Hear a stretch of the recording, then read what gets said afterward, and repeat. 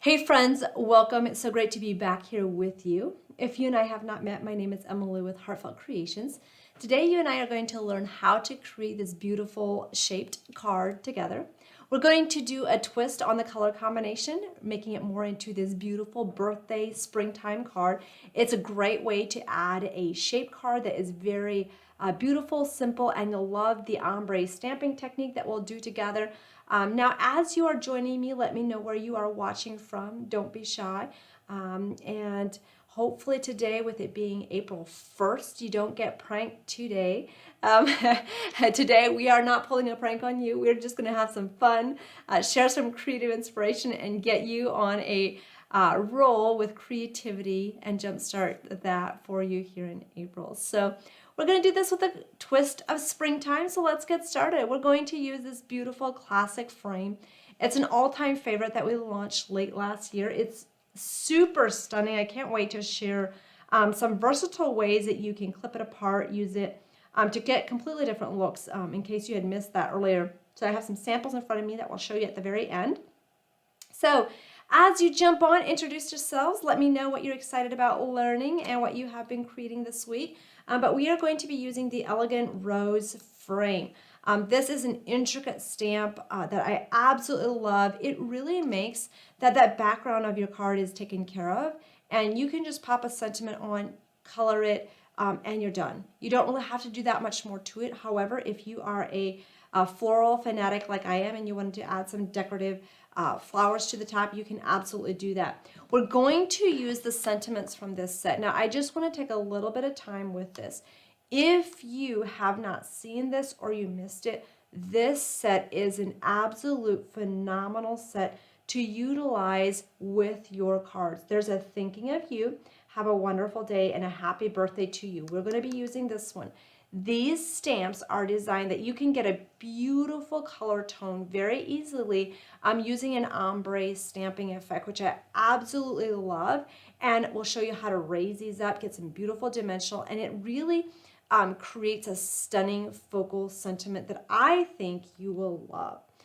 So with this, we're going to start by focusing on the frame and doing some coloring techniques. Now, if you've hung around with us long enough, you know that oftentimes we like to do some coloring with inks for quick and easy coloring, and you can also do that with a frame. Today, I was going to pop in and show some of the tips on when you're wanting to create some color using the zig markers. So I've got the whole set in front of me. Like, doesn't that just look amazing? I love these. They're like your BFFs. So I'm just going to grab a color. I am going to grab one. It's probably going to be a little bit different than the one I originally used in the frame that's colored. Just for the sake of some color variations. How about doing like kind of a peachy undertone? And I love using different colors and kind of seeing what inspires me at the moment. And then we'll kind of do this color as well. And then we'll get a pop of a darker green in here, plus a little bit of a turquoisey green for the frame. So these are the ones that I'm choosing for the frame that I'm going to showing you today. So for the first colors that we're going to be using for our roses, we're going to be using this color is called orange, and this one is called pink. So pretty simple, orange and pink. Now, there's a couple different ways you can utilize these and color with these. You can do direct to paper. I'm going to be doing a watercoloring technique using this watercolor brush. That is our handy dandy tool for this. We are going to be coloring off on this like just clear acetate sleeve. You could use a soap tray, something that's just kind of a, has like this acetate texture or finish so that your marker doesn't absorb into it. So we're going to start out with the orange. So you can see that a little bit on the background. We're going to just dab in our marker tip. And we're going to go ahead and color these florals. I'm just going to pick this up so that you can easily see that when I am coloring. So you'll see that automatically you have this bright pop of color in there, which is fabulous. So it kind of lends itself to just really beautiful coloring very quickly. So whether you are a seasoned colorist, meaning you are completely happy with how you color, there are some of us that struggle with this, and so this is just a tip, and my top tip is just practice, practice, practice. Practice will give you confidence. I like to, when I'm, say you're watching TV, just sit there with some images that you want to color. Just don't put any pressure on yourself and really just have some fun adding some color to your flowers. Now just look at the beauty and the bright pop of vibrancy that was blended together very quickly by just adding that little pop of pink in there. So that just really completely transforms this and gives you kind of a really beautiful springtime pop for those all occasion cards that you're creating. And that's what I love about this frame. Whether you have an upcoming wedding, whether you have a birthday, just a thinking of you, this frame is super versatile, and you can use it in many different ways. You can use it as a focal like we are going to be doing today, or you can go back and you can cut it apart, use it as borders, corners, all that fun stuff. But as you can see, just in a couple minutes, you have these beautiful blended roses. It is absolutely fantastic. Our next step is going to be adding some color to those leaves. I'm not going to color the whole frame. I just want you to get the general gist of how to add that color. So if you like the color tones that I picked today, I think they're fabulous. That's why I love to experiment with colors. Before I came on today, I didn't know which colors I was going to pick. I was like, I'm just going to go with what inspires me when I go live with you. But I did want to use something that's more of a springtime palette. Now, this light green is very light, so I might also do some direct to paper with that, depending on how that comes on with my leaf. I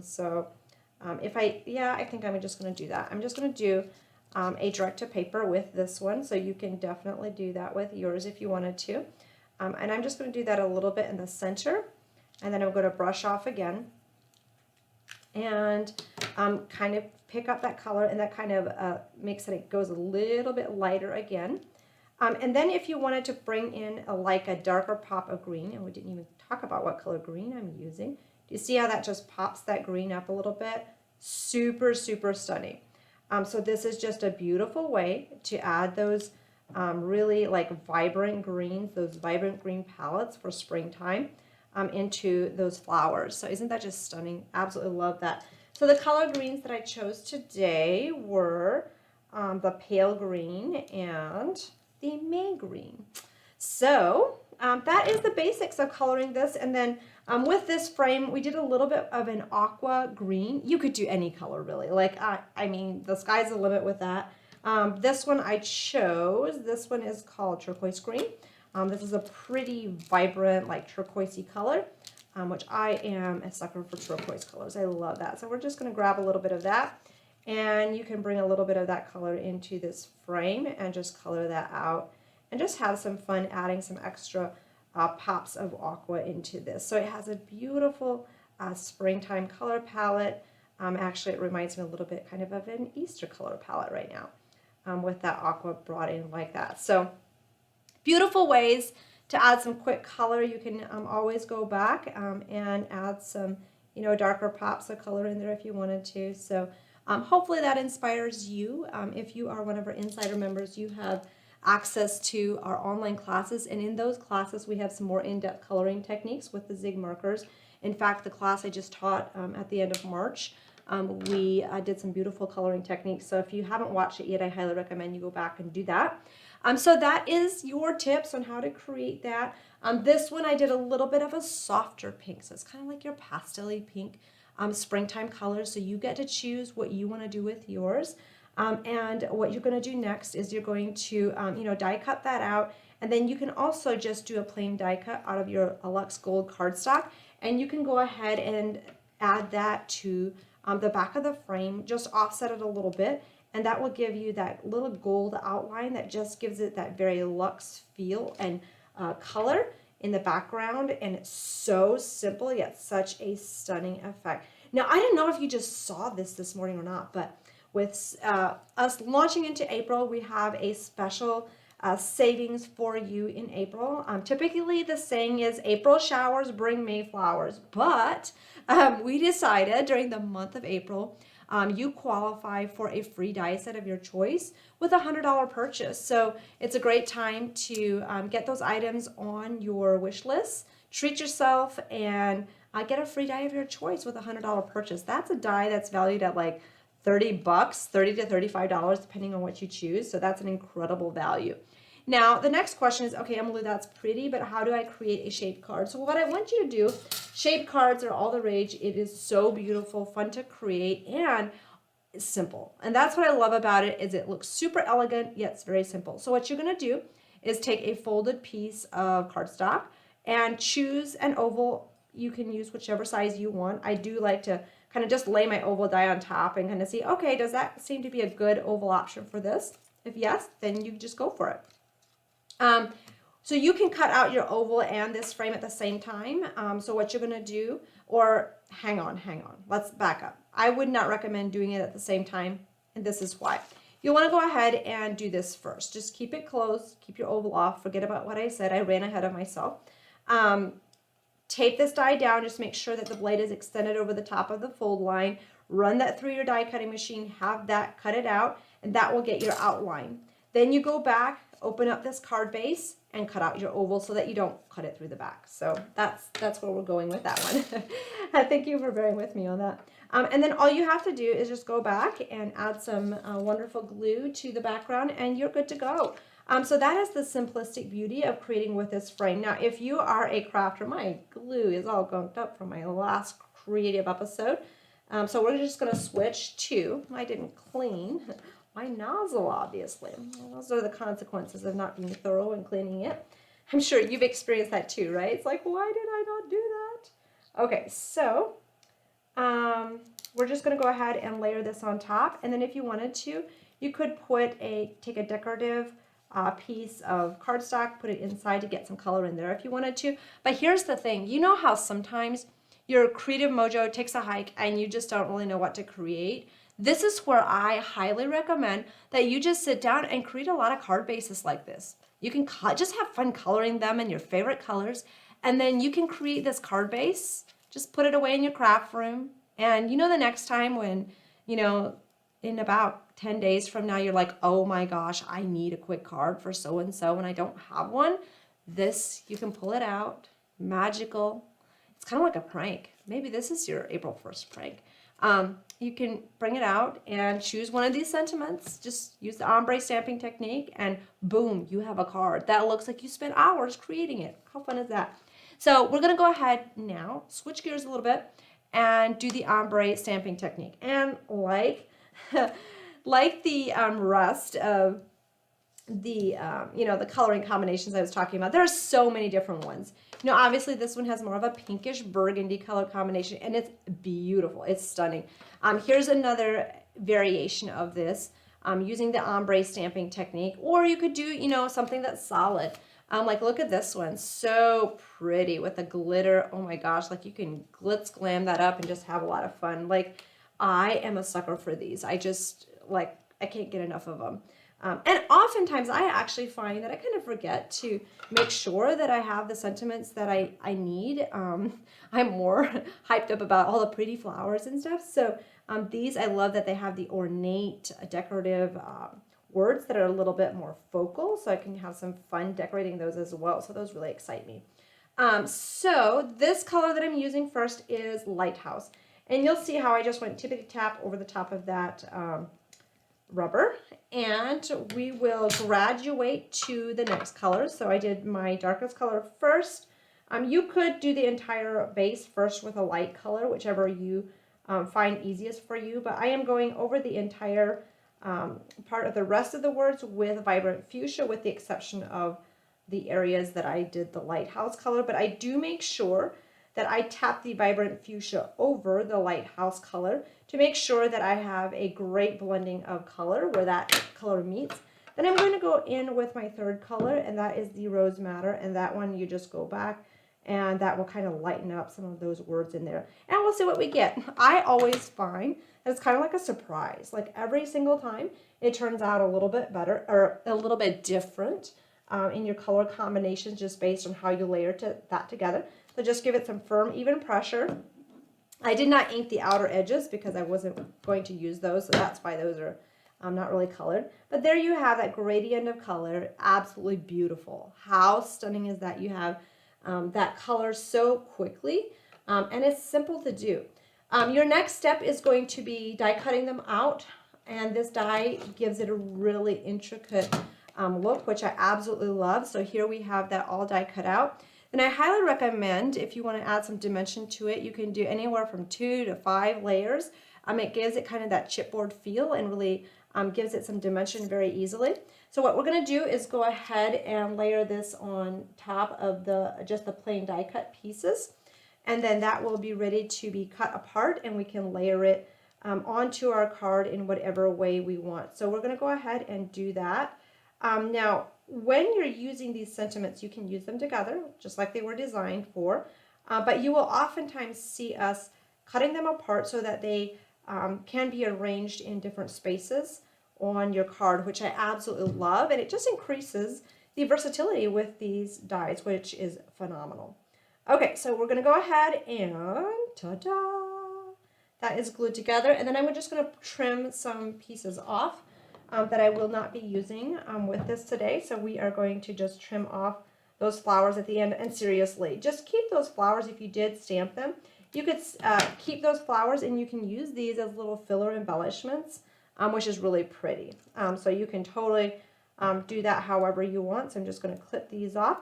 And that is largely because we are using the frame as a background. So we are really not needing those little flowers on there for the way that we're going to use these today. So your next step is just clipping the sentiment apart. So we're going to release the happy from the birthday. So as you're watching me, let me know what you are loving, what you are learning. And like I said, we just launched a special savings today where you get a free die with a $100 purchase. So it's a great time to, we've got some of these words that were not glued properly. So let's just pop that back on. But yes, so it's a great time to treat yourself and get one of those dies that you've had on your wish list. I thought that I had it. Oh, right here it is. Sometimes these words want to run away. There we go. So you stay right there. Do some of your crafting items jump off of your craft table and disappear magically for you too? Okay, so here we go. So we have happy birthday to you. So I'm going to start out by putting the birthday in the center. And then we will wrap it up with a happy and the to you on there. So we're just going to go ahead and bring that in. I'm just going to tuck that in. I love how that turns out. Just make sure that that's not on any of the top part. And then you can go ahead and glue that happy down as well. And as you are watching, I'm sure that there's many of you that have a birthday in April. So if you are one of our crafting friends that has a birthday in April, happy birthday to you.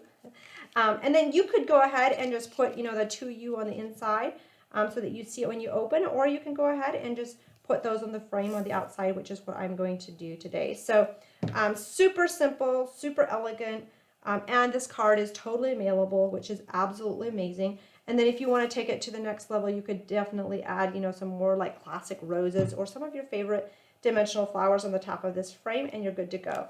Just add your glitter, and it's super, super stunning. So that is my twist for this card, making it more into a springtime version. So hopefully that inspired you to just create some simple elegance with your next projects.